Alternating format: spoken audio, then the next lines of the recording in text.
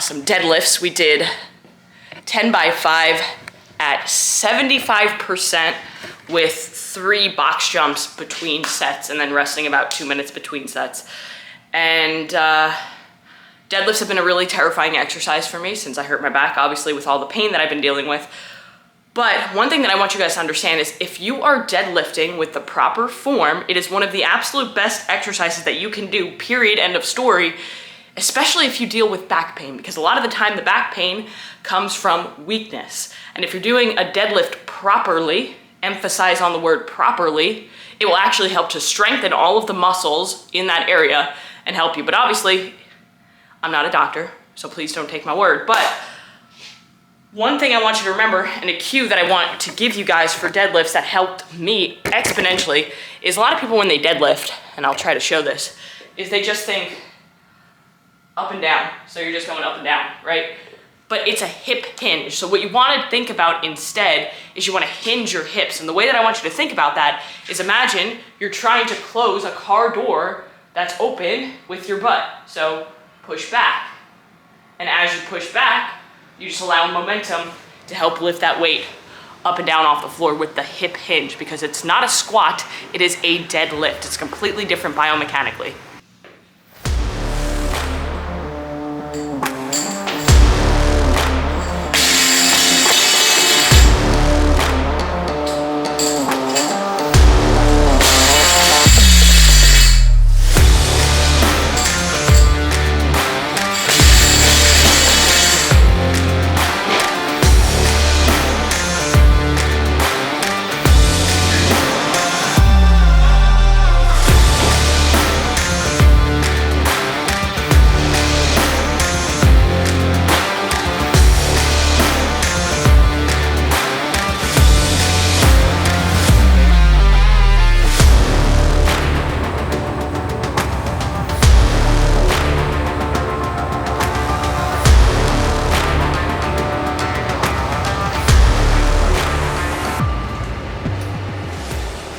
All right, so just finished up a podcast episode with Jared Hamilton, and this episode is all about the science behind sabotage and how to stop it, because one of the biggest reasons why I see so many people fail when it comes to fitness, nutrition, career, love, all that shit that happens in their life is sabotage. But why does sabotage happen? Like, what are the things that we need to do to break that sabotage and break that pattern?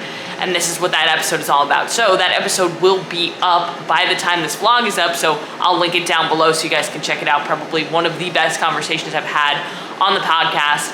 So right now I'm making some breakfast. We are having some egg whites with spinach, and then we got some sourdough toasting in the air fryer. And then we are going to knock out a little bit of client work before we go and get some PT done. It's been a few weeks since I've seen my PT, my back, my hips, my pelvis. It needs it, and hopefully we can get a little bit more answers onto what the fuck is happening with my body.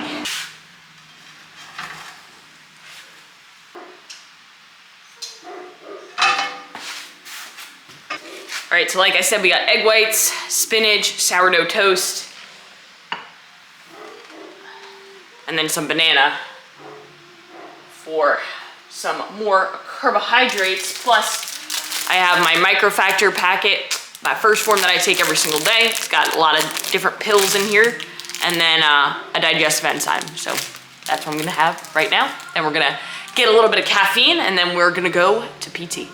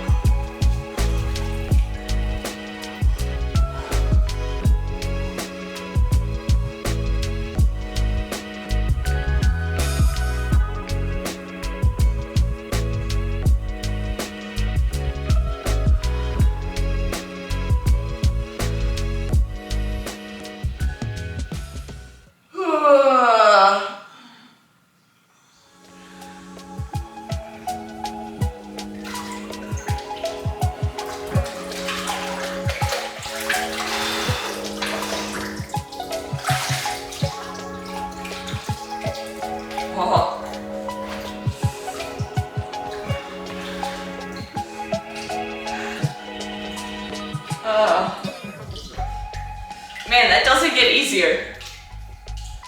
No matter what, that always fucking sucks, but you feel so fucking good getting out of it. Oh, it's like a shot of espresso.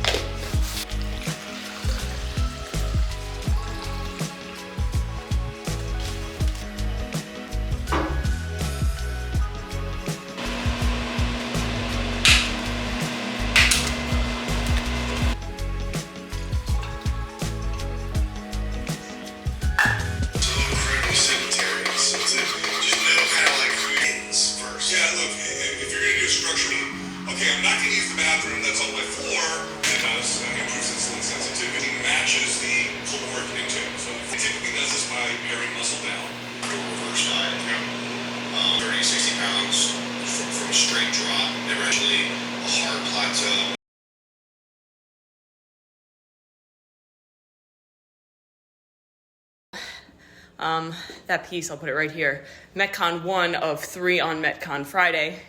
And it involved rowing and dumbbell clean and jerks. And dual dumbbell clean and jerks at 35s is one of my historically weaker movements. And I'm super proud to say that I hit that time cap and I was moving the weight very efficiently for what I'm used to. So that's growth, that's progress. We're gonna carb up a little bit, then get into Metcon 2. Rinse and repeat.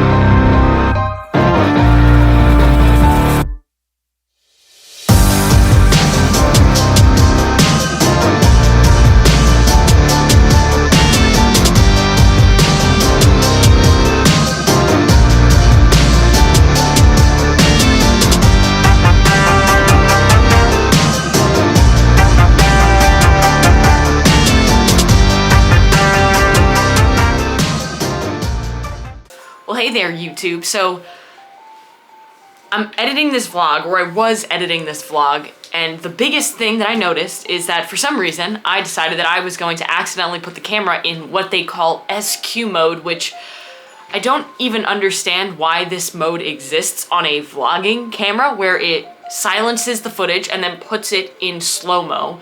So all of my clips had no sound and were in slow-mo. So I made it work for the workout footage. You saw I put like me talking on my story from Instagram on it, and then I sped up to normal speed the workout footage. But for the talking footage, it's kind of pointless for me to go back and post it. But really what I wanted to do is to close out this vlog, is I wanted to give you guys a little bit of an update and kind of do a little bit of housekeeping here. So today it is December 24th, so it is Christmas Eve.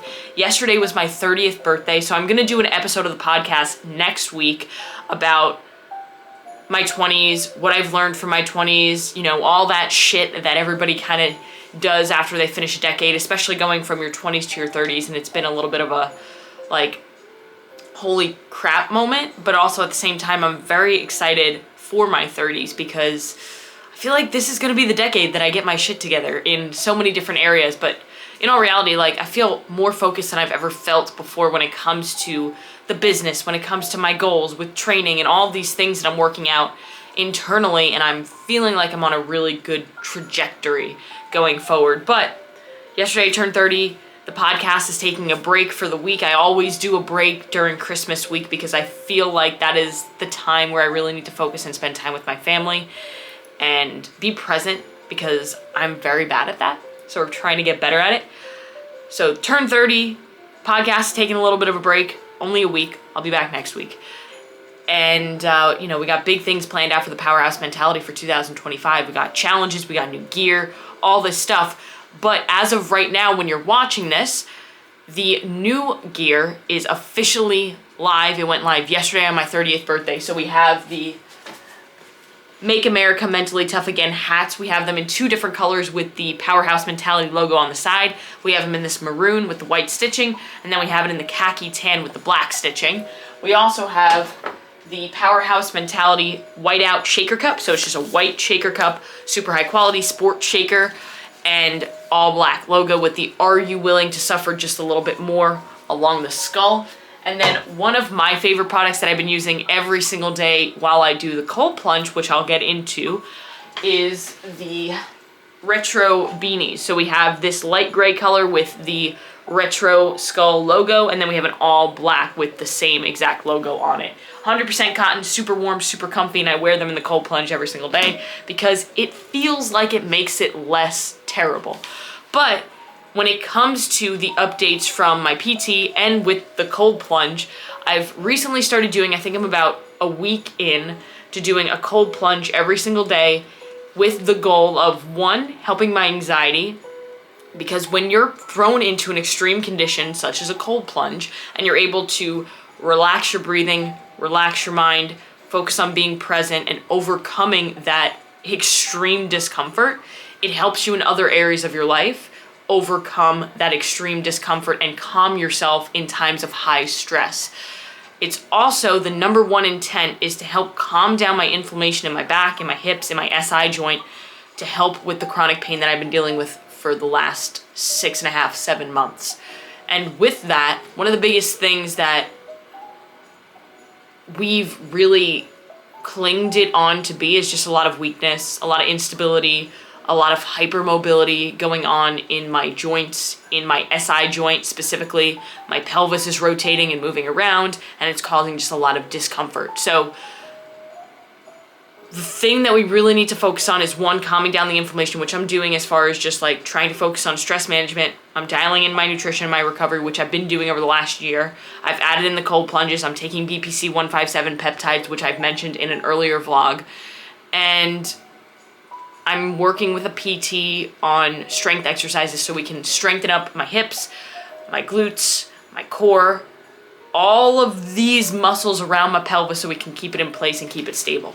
And once we can do that, it shouldn't be an issue. But for right now, it might be a little bit uncomfortable as I kind of work through this. But I'm working for better days in the future. And I know that all of this that I'm going through and all this that I've been through over the last 6 months is teaching me and making me stronger and more resilient so I can handle more in life. And honestly, it helped me really dial in my recovery, and it really helped me focus on strengthening up the little things that I've put off for so many years.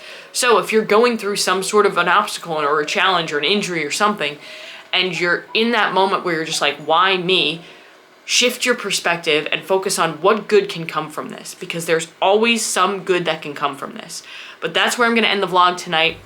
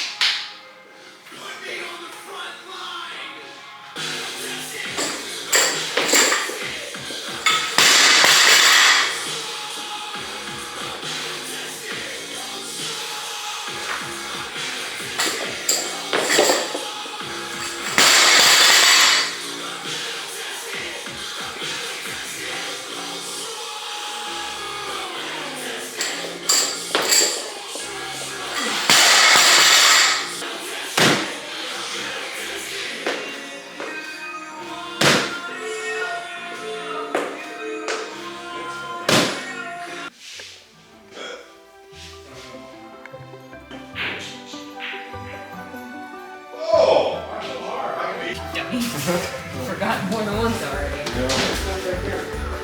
Well, let's sit back here. I like that chair.